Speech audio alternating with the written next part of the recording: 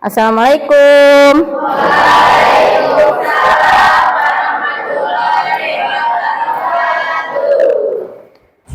Bagaimana kabarnya anak-anak pada hari ini? Alhamdulillah, luar biasa. Ya, alhamdulillah berarti pada sehat semua ya. Tepuk nepasa.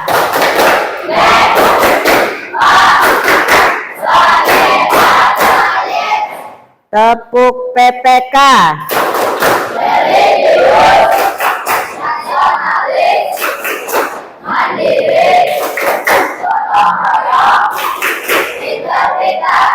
Tepuk P5.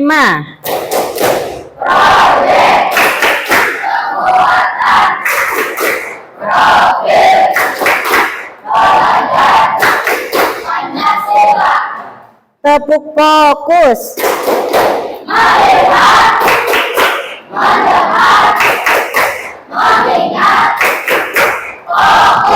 Ya, alhamdulillah, terima kasih. Jadi sebelum kita melanjutkan materi, kita berdoa terlebih dahulu. Wais, silahkan doa dulu. Sikap, duduk yang rapi. Sebelum belajar, mari kita berdoa. Berdoa dimulai.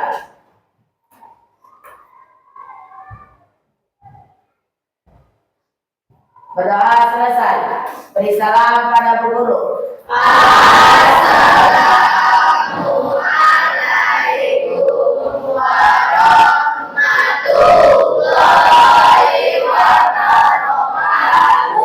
Waalaikumsalam warahmatullahi wabarakatuh.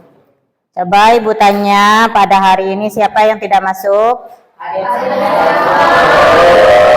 Ya, alhamdulillah. Nah, sebelum kita melaksanakan materi inti, kita menyanyikan lagu nasional dulu ya, supaya dalam pikiran kamu itu mempunyai pikiran nasionalisme ya.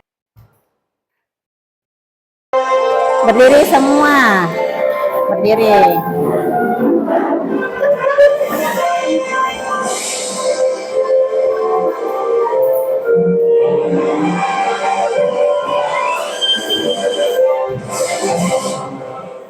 Pancasila, akulah pendukungmu. Patriot proklamasi, sedia berkorban untukmu. Pancasila, ayo maju, maju. Silakan duduk kembali.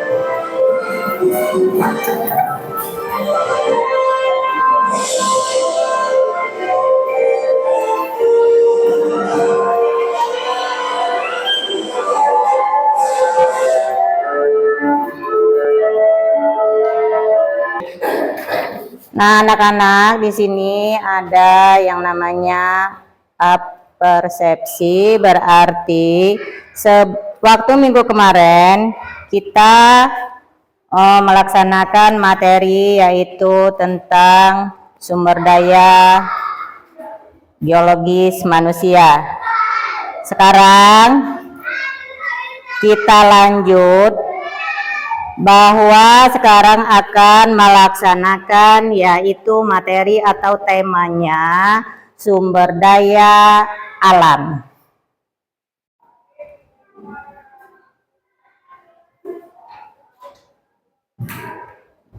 Motivasi. Dengan sumber daya alam yang berlimpah di Indonesia, kita harus memanfaatkannya sebaik mungkin tanpa mengeksploitasi secara berlebihan agar kedepannya sumber daya alam yang dimiliki Indonesia dapat dinikmati oleh generasi mendatang atau generasi penerus. Kita lanjut lagi. Di sini ada pemahaman bermakna. Peserta didik menyadari bahwa materi potensi sumber daya alam di Indonesia dapat bermanfaat dalam kehidupan sehari-hari. Nah, di sini selanjutnya ada pertanyaan pemantik. 1. Bagaimana potensi sumber daya hutan, sumber daya tambang, tempat tinggalmu? Terus yang kedua, mengapa terjadi perbedaan potensi sumber daya alam di Indonesia? Untuk soal yang ke-1, pertanyaan pemantik ini, Cung, siapa yang mau menjawab? Ya, terima kasih. Wai, silakan. Assalamualaikum warahmatullahi wabarakatuh. Waalaikumsalam warahmatullahi wabarakatuh. Izin menjawab. Banyak potensi sumber daya hutan di tempat tinggalku, begitu juga dengan sumber daya tambang dan sumber daya kemaritiman, karena dibutuhkan oleh makhluk hidup. Sekian, wassalamualaikum warahmatullahi wabarakatuh. Waalaikumsalam warahmatullahi wabarakatuh. Nah, di situ untuk pertanyaan selanjutnya, mengapa terjadi perbedaan potensi sumber daya alam di Indonesia? Selanjutnya, Cung, siapa yang mau menjawab? Ya, terima kasih. Saena, silakan. Assalamualaikum warahmatullahi wabarakatuh. Waalaikumsalam warahmatullahi wabarakatuh. Izin menjawab karena sumber daya alam yang dibutuhkan oleh makhluk hidup. Sumber daya alam ada dua, yaitu 1. Sumber daya alam hayati biotik. 2. Sumber daya alam abiotik, itu yang dibutuhkan makhluk hidup. Assalamualaikum warahmatullahi wabarakatuh. Waalaikumsalam warahmatullahi wabarakatuh. Yaitu pertanyaan. Terima kasih sudah menjawab, yaitu atas nama Wais dan Sena. Kita lanjut. Ya. Nah, di sini temanya kondisi geografis dan pelestarian sumber daya alam. Dan di situ ada capaian pembelajaran. Peserta didik diharapkan mampu 1. Memaparkan keberagaman alam Indonesia. 2. Peserta didik mampu mengidentifikasikan sumber daya hutan di Indonesia. 3. Peserta didik mampu mengidentifikasikan sumber daya tambang di Indonesia. 4. Peserta didik mampu mempresentasikan potensi sumber daya kemaritiman di Indonesia. Asesmen diagnostik. Pertanyaannya 1. Apa yang kamu ketahui tentang sumber daya alam Indonesia? 2. Sebutkan contoh sumber daya alam. 3. Berikan contoh pemanfaatan sumber daya alam. Di sini ada lembar kerjanya, nanti Ibu bagikan.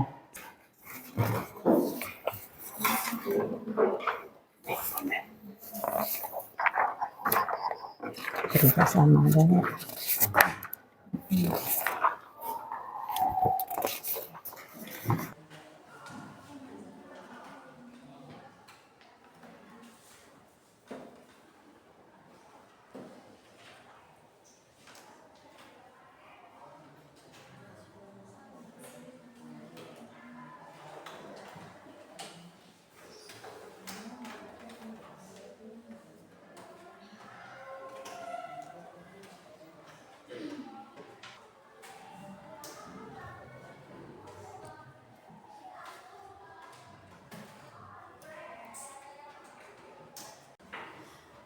Itu temanya pemanfaatan sumber daya alam.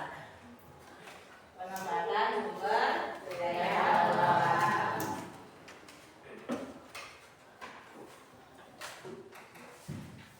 Potensi sumber daya alam Indonesia. Sumber daya alam dapat dipahami sebagai seluruh potensi alam yang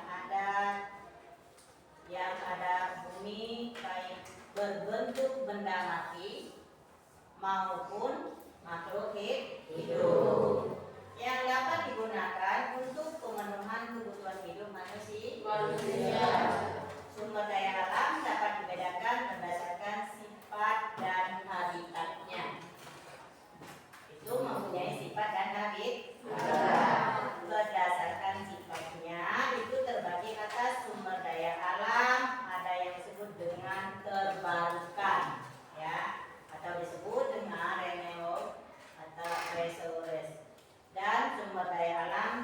tidak terbarukan.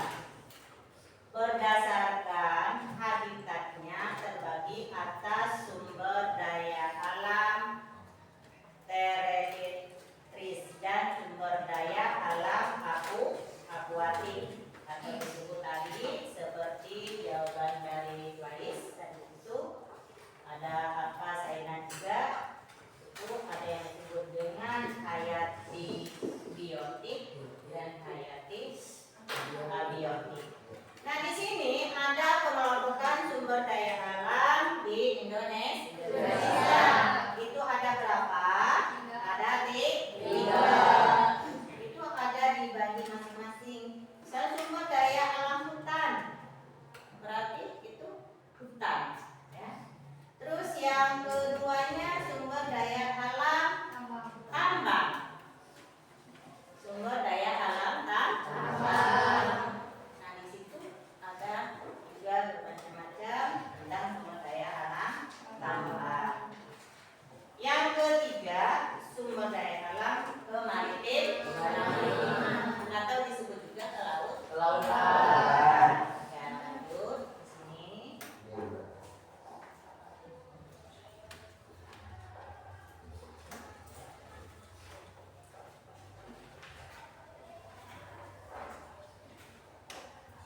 Nah, di sini ada yang namanya sumber daya alam hutan. Berdasarkan fungsi pokoknya, hutan di Indonesia dapat dikelompokkan di sepanjang pantai yang curam dan sempit dengan laut berombak besar. Banyak ditemukan pohon apa? Pohon epipit, anggrek, dan paku-pakuan. Selanjutnya, hutan apa? Hutan rawa. Ditemukan di mana?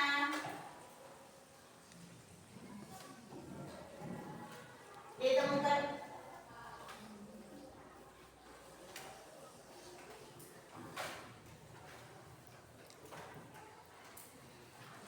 hutan rawa ditemukan pada kawasan datar yang apa?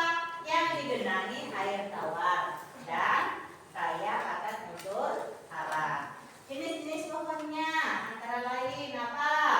Romin, geronggong, kulai, dan apa lagi? Meranti Jawa. Selanjutnya ada hutan musim. Hutan musim itu dikelompokkan atas hutan musim kawasan rendah dan hutan musim kawasan tinggi. Nah, dari hutan musim kawasan rendah dan kawasan tinggi ini, hutan musim kawasan rendahnya ditemukan dari pantai hingga ketinggian berapa? 1000 meter di atas permukaan laut. Hutan musim kawasan tinggi ditemukan di lereng gunung dan dataran tinggi. Ya lanjut, itu sumber daya hutan. Sekarang ada sumber daya alam tambang.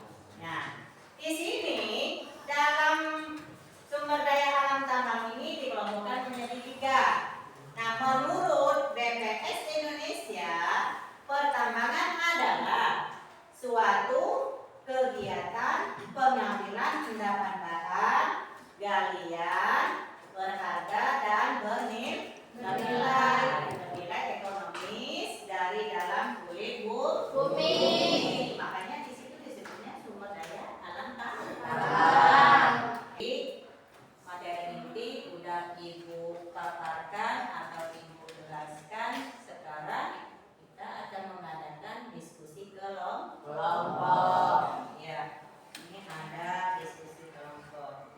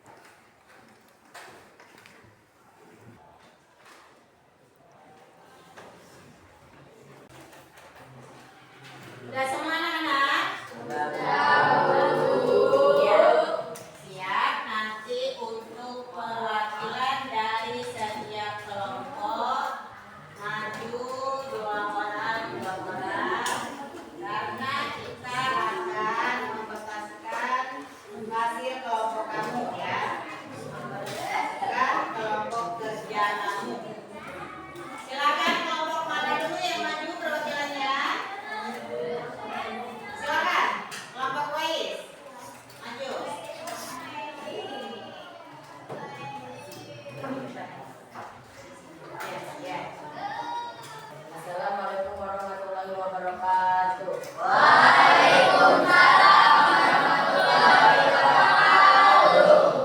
Perkenalkan, kami dari kelompok 4 akan mempresentasikan hasil diskusi.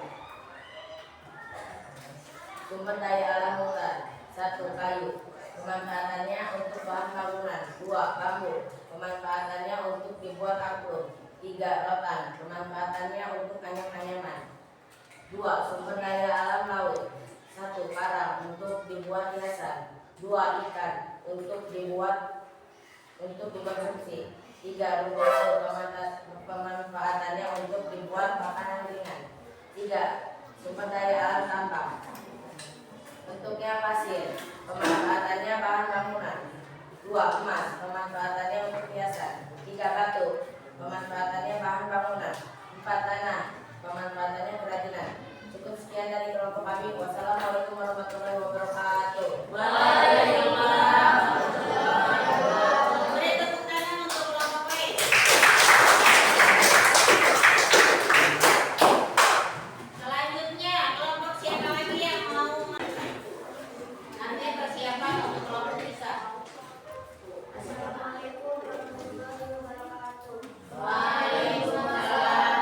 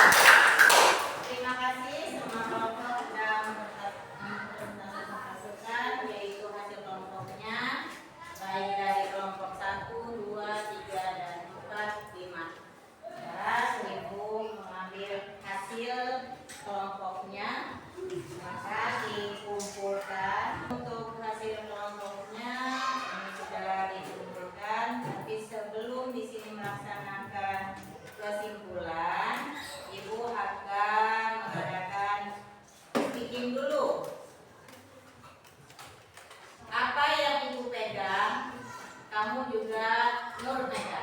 Ya. Ya, Bu. Oke, mulai. 1, 2, 3.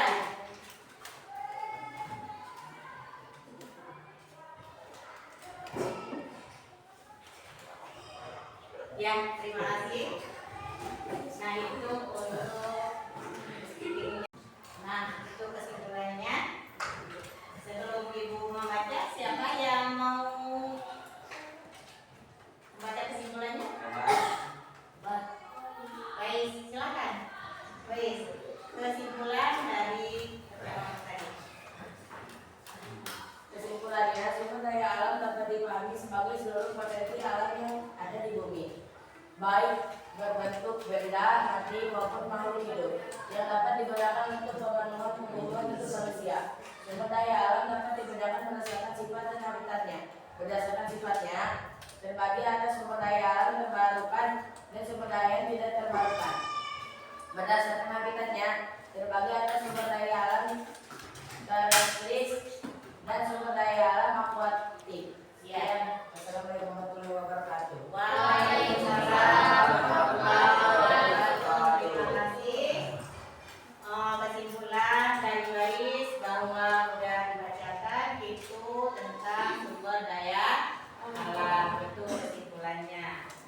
Nah, sebelum kita penutupan, di sini ada refleksi. Bagaimana pembelajaran hari ini?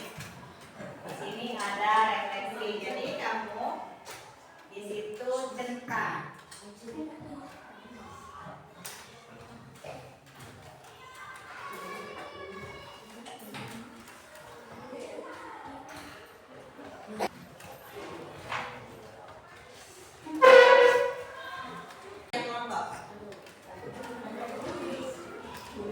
Satu orang sudah kelompok.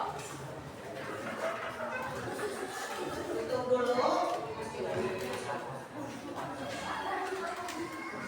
Baris, berbaris di situ.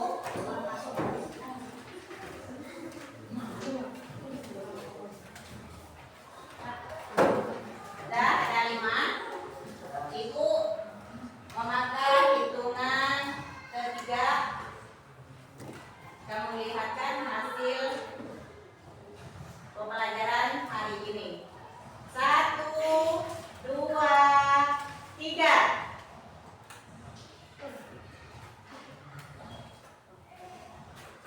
Ya, terima kasih.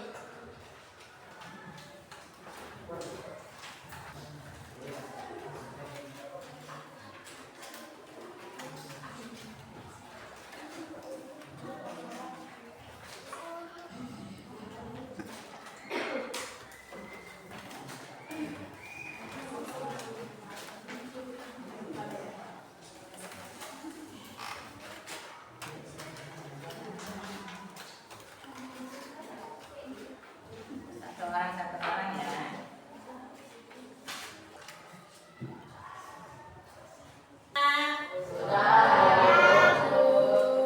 Ya, nanti Ibu ngambil hasilnya. Ini pengerjaan LKPD atau lembar kerja peserta didik. LKPD.